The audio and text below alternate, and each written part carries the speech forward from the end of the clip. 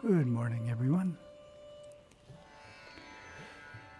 We are continuing with the series on Gurudeva's book, 7 Dimensions of the Mind, and we're starting the third dimension. Today is third dimension, part 1. It is the third dimension that most people live in most of the time.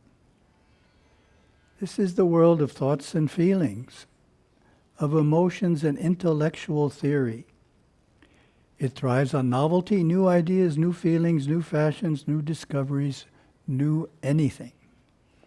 Third dimensional world is changing rapidly. When we open our eyes and look into the exterior world, where we perceive things through sight, hearing, touch, smell, and taste, the 5 senses are going to naturally react.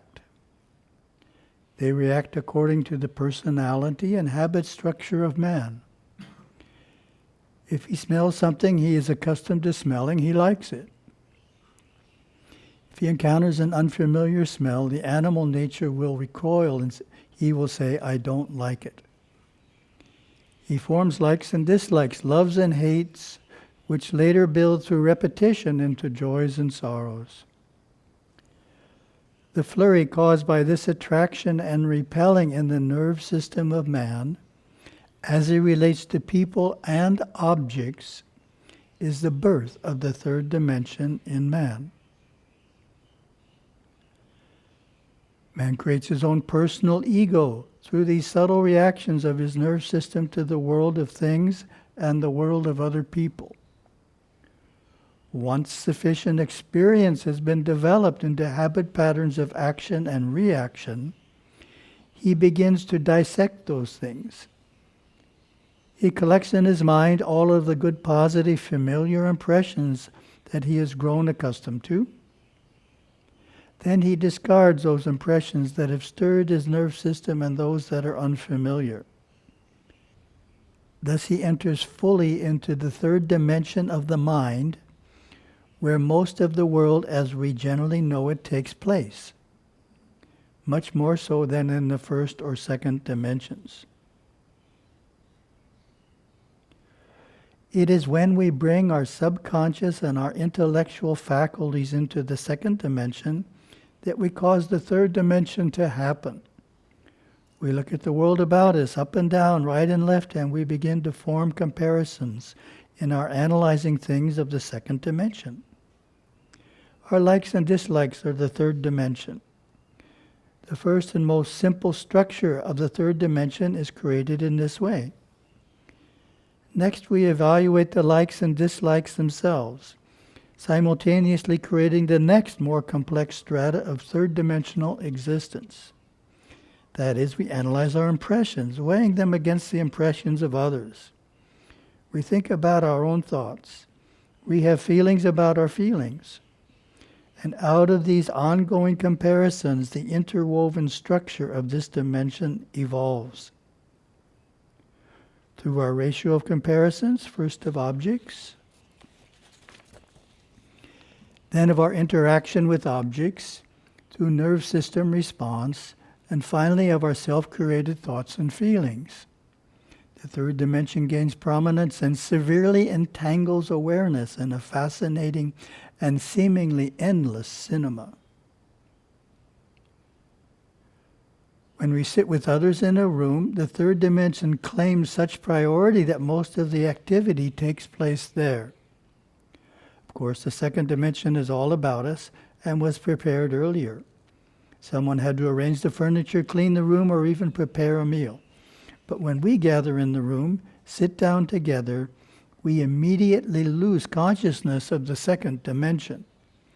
Instead, we relate almost exclusively to our feelings, emotions, desires, concepts, likes and dislikes. In talking, laughing, and arguing back and forth, we thrust our pranic life force into the third dimension, stimulate and are stimulated by the energy that others dedicate to the discussion. As the forces mix and mingle among everyone in the room, they produce either positive, creative overtones or negative contentious ones, according to the chemicalization of the entire group mind. The businessman or artist has cycles as well, but they are more consciously directed. In fact, they are partially creating the forces that influence others in the world. Their control of the forces of the third dimension comes through dealing positively and dynamically with themselves, and through maintaining an active creative state, which dominates rather than is dominated by the swirling energies of other people. Through discipline, knowledge, and restraints, they direct the mental and feeling forces positively and smooth out the cycles of inner dimensional life. The mature meditator remains independent of fluctuating cycles by not identifying falsely with the inevitable changes inherent in third-dimensional existence. He works to hold awareness constantly in the fourth dimension, from which the first, second, and third are viewed in affectionate detachment. The fourth dimension is home base, the area of mind he returns to after meditation, not allowing awareness to flow to the extremities of gross instincts and intellect found in the third dimension. One of the first things he does to maintain a perspective that deals positively with forces of the third dimension is to study the cycles, the time cycles. These are called karmic cycles, containing actions caused within the third dimensional aspect of his mind. These actions eventually produce a reaction. For every causation of mind substance eventually forms a reaction. By carefully observing the length of his instinctive cycles, his emotional cycles, and his mental or intellectual cycles, he is able to anticipate reaction, which then gives him the ability to observe it without being further entangled or upset, which would then be the cause of yet another reaction. It is one thing to react to what we have said or done, or what others have said and done. But this simple form of reaction passes quickly. Far worse is a reaction to our reaction, for it sets in motion deep subconscious reverberations that may last for years. Knowing this law, the meditator cautiously watches his actions and reactions through their regular cycles, and by not reacting to his reactions, they are eventually demagnetized.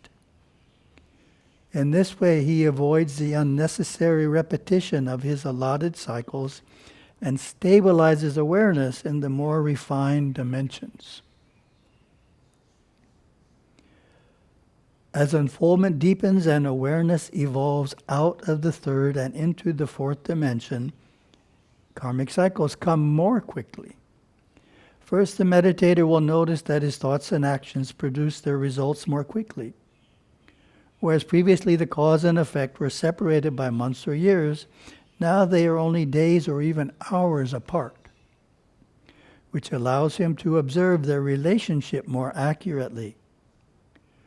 The motivating factor of the perceptive area of the mind has replaced unthought-out involvement in the outer dimensions, which covers action and reaction in heavy layers or strata and therefore slows the cycles. And we have some related material from Patanjali's Yoga Sutras. You have the term klesha. So klesha refers to 5 specific forms of wrong cognition, false concepts. The concepts referred to as wrong cognition have in common that they provide the cognitive and motivational framework to living a life enmeshed in the world and ignorant of one's spiritual nature. So in terminology of what we were just saying, we could replace world with third dimension. They provide the cognitive and motivational framework to living a life enmeshed in the third dimension and ignorant of deeper dimensions. That'd be a way of giving continuity to the dimensional concept. Well, what are the wrong cognitions? The first is self-evident and is attraction, or raga. So that's the light. In other words, Gurudev is bringing up the idea of likes and dislikes. So this is the like. Attraction.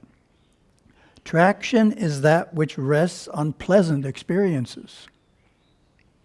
That's what Gurudev was talking about. And my comment is, of course, an individual is attracted to a multitude of objects and individuals not previously experienced. What this verse is saying is that one's strongest attractions are based on memories of having experienced pleasure. Second, klesha is not as self-evident. It is aversion or devesha. So that's the dislikes that Gurudev was talking about. Aversion is that which rests on sorrowful experiences.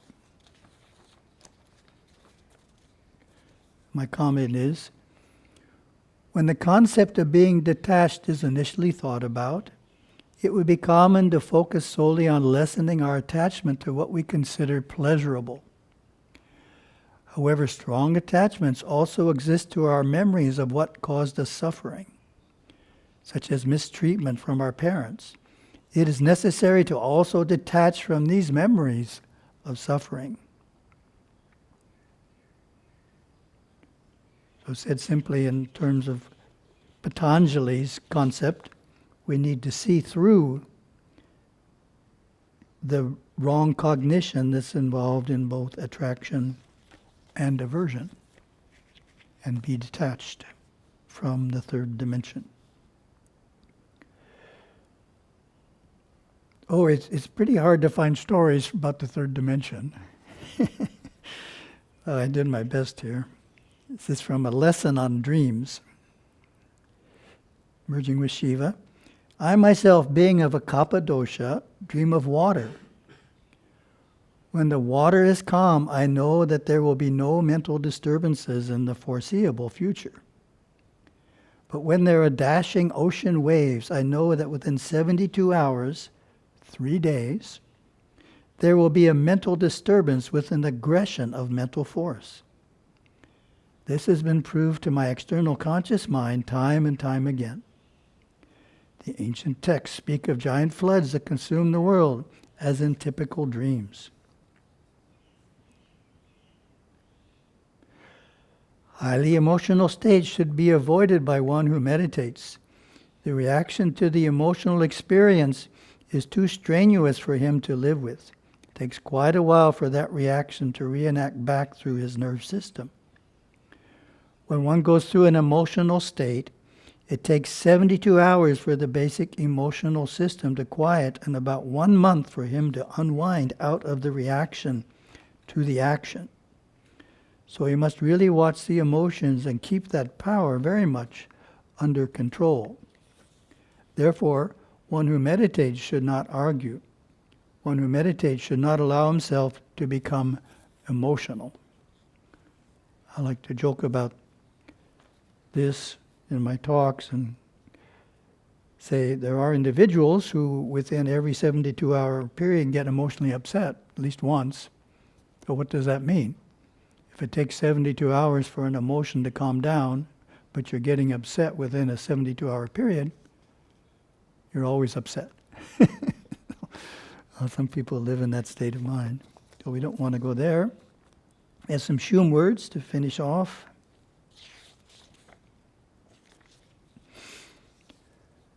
Uni Shum is the name of the dimension. 1, third dimension, subconscious mind. 2, the interrelated magnetic forces in the astral plane that exist between people and their things. So it's always both, the person and people, and the person and things, the forces that exist between them. The interrelated magnetic forces are the third dimension. The world of thoughts and feelings, of emotions and intellectual theory. 4, this dimension relates to the first 3 kamshumalinga, or chakras. So that was Ret Uni Shum. Then the 2 words in the series, Uni Shum, excess talking. Nishum, the physical tongue. Then we have two more Shum words that are talking about the flow of force. In other words, a force between people can be flowing harmoniously or can be disturbed. So there's a different word for each one. First one here is the disturbance, resika. 1, a disturbance between people. 2, a tug and pull of pranic or odic energy between one person and another or one group and another. 3, an idea or memory pattern that would cause disturbance to the mind if unleashed. 4, a congested area of the mind which acts as a barrier to unfoldment of superconsciousness. 5, such disturbances must be cleared before unfoldment can proceed. Then we get the forces when they're flowing harmoniously. Shum simika. 1, happy, secure feeling, joyous, lighthearted. 2, resika is the name of entangled pranic energy. Shum simika is its opposite, smoothly flowing pranic energy. 3, a state of joy or happiness felt when the emotions are high and the mind is fresh. 4, a refined state of bliss or joy that penetrates from the fourth dimension into the third and is felt through the physical nerve system. 5, this is felt when the pranas are all flowing in harmonious directions within individuals and between them and others. 6, a quiet feeling of contentment abides. Thank you very much. Have a wonderful day.